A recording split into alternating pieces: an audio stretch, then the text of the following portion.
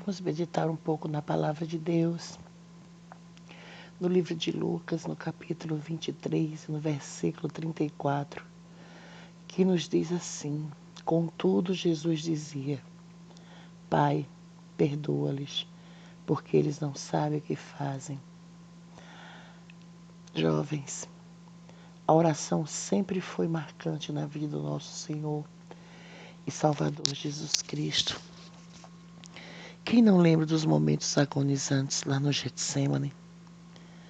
Se vocês têm buscado ler a história de Jesus, se vocês buscarem ler o sacrifício de Jesus, certamente o amor de vocês aumentará e a preocupação por as coisas terrenas, por as coisas pessoais, diminuirá. E o que dizer das orações lá na cruz? Queridos, após um longo percurso no Calvário, Jesus ele finalmente chega ao Gólgota e ele pronuncia 7 frases. 7 frases que ficaram conhecidas na história como as 7 palavras na cruz. É fato que naquele ponto da vida de Jesus Cristo, ele não havia ensinado muito. Já tinha dado muitas instruções aos seus discípulos. Mas Cristo ainda tinha algo para revelar, tinha algo para dizer. Ainda existiam as verdades que precisavam ser ensinadas. E elas só poderiam alcançar sua força máxima quando elas fossem ensinadas lá na cruz. Pois a dor tem o poder de dar novas cores. A dor tem poder de dar novas cores e novos sentidos às palavras. Jesus Cristo, pregado no madeiro, nos ensina o poder da oração em meio à aflição. Normalmente, os momentos difíceis que envolvem a dor, envolvem a decepção, a tristeza, tem a força, amadas, de nos fazer afastar de Deus. A nossa comunhão com Deus é tão frágil que basta apenas um probleminha e já somos completamente abalados. Não queremos aguentar nada, é porque o irmão fez cara feia, aí já quero me afastar, já não quero mais louvar, já não quero mais estar junto. Isso é por falta de oração. Porque crente que ora, ele não vive embirrado, ele não vive abaladinho com probleminhas. A fé ela não oscila. Porque uma pessoa, quando vê qualquer dificuldade e ao invés de buscar Deus, ter comunhão com Deus, fica frágil, já não quer mais louvar, já não quer mais orar. A leitura da Bíblia ela começa a acabar, a pessoa interrompe a comunhão com os irmãos, desaparece. Veja bem, jovens, se fôssemos classificar historicamente o momento menos propício para alguém dirigir a Deus, este seria a cruz. Se nós pensássemos no momento de mais miséria, de mais ultraje, humilhante, sofrido que alguém já passou, este momento certamente seria a cruz. Se passássemos na maior injustiça que um ser humano já foi acometido, temos que fazer uma parada obrigatória na cruz. Eu convido cada uma de vocês, minha filha que está no quarto ouvindo, vocês que estão na casa de vocês ouvindo, para dar uma paradinha. É obrigatória na cruz. O Monte da Caveira era algo indiscutível. Era o lugar mais propício para Jesus olhar para a sua situação e começar a blasfemar contra o Pai. Se afastar do Pai, ter raiva do Pai, não querer mais papo com Deus. Mas o que vemos Jesus Cristo fazer? O que é que você viu Jesus Cristo fazer? Será que você já leu? Será que você já abriu sua Bíblia lá em Mateus capítulo 26, leu o capítulo todo, 26, 27? Jesus, contrariando todas as nossas expectativas humanas, Jesus estava a orar. Jesus estava a buscar a face do Pai em oração. Que lição gloriosa. Estamos diante da oração em meio à aflição. Você tem orado em meio à aflição? Você tem buscado Deus?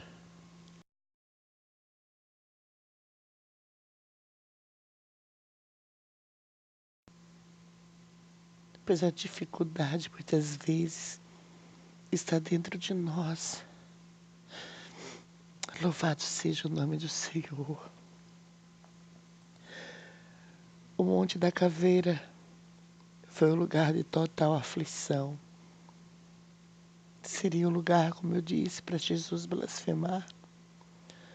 Note que no versículo que eu citei de Lucas, a primeira palavra que aparece dos lábios de Cristo é um termo fraterno, onde ele diz: Pai, Pai.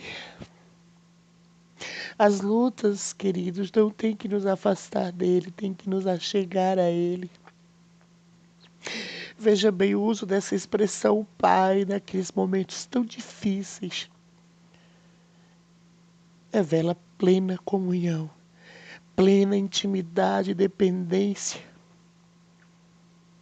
Jesus, ele tinha tudo para estar isolado naquele momento, sentindo-se completamente sozinho, longe de Deus. Tinha sido abandonado pelos seus discípulos, traído por Judas, negado por Pedro, abandonado por todos. Jesus sentia dores físicas brutais, decepção, tristeza e aflição. Mas precisamos notar, queridos, que nenhum desses itens citados aqui por mim foi suficiente para afastar Jesus do Pai. Cristo, ele tinha certeza, ele tinha a convicção de que nada poderia levá-lo para longe da presença do Pai. E por quê? E porque muitas vezes, quando o crente está passando por alguma decepção, a primeira coisa que ele faz é se esfriar, é não ter mais vontade de louvar, não ter mais vontade de orar, é ter desânimo para fazer as coisas do Senhor. Pelo contrário, Jesus contraria tudo que o ser humano faz. Foi a dor cada vez maior que o aproximou de Deus, que o aproximou do Pai. E era justamente essa comunhão com o Pai que trazia segurança ao seu coração, naqueles momentos de dores. Era justamente, jovens, era justamente a certeza de que tudo estava subordinado à sua vontade, à vontade amorosa do Pai, que o tranquilizava. Ele sabia que era a vontade do Pai. Jesus preso a uma cruz, ele continua a chamar Deus de Pai. Como você tem chamado Jesus no meio das lutas? Tem desanimado, tem tido vontade de voltar para trás, tem tido vontade de não ir à casa dele, não tem vontade de orar. Jesus Cristo, ele estava com uma coroa de espinho em sua cabeça, com a fronte totalmente ensanguentada, pulsos presos com grandes pregos, dor intensa, mas todo aquele sofrimento, irmãos, não foi capaz de impedir que Cristo tivesse, que Cristo sentisse e viesse à face do Pai. Aleluia. Que Cristo o considerasse como Pai. O sofrimento não foi capaz de tirar Jesus a segurança decorrente da intimidade que ele tinha com Deus. O crente, quando ele tem intimidade com Deus, ele anda diferente, ele age diferente. Ele fica mais afinado, ele fica mais humilde. Ele não faz tanto barulho. Precisamos aprender que a dor do Senhor Jesus não o impediu de orar. O sofrimento não o impediu de orar. Jesus nos ensina que nem mesmo a pior tribulação deve fazer cessar a nossa oração. E se você ora pouco, passe a orar mais. Se você não orava de jeito nenhum, passe a orar. Nem o sofrimento deve nos afastar do Pai. Nada, nada, nada deve quebrar nossa comunhão com Deus. Infelizmente, a dor tem conseguido muitas vitórias na vida de muitos crentes. É incrível a capacidade dela de encher os nossos corações de dúvida. Será que Deus está presente? Será que Deus me ama? Será que Deus se importa comigo? Será que Deus me abandonou?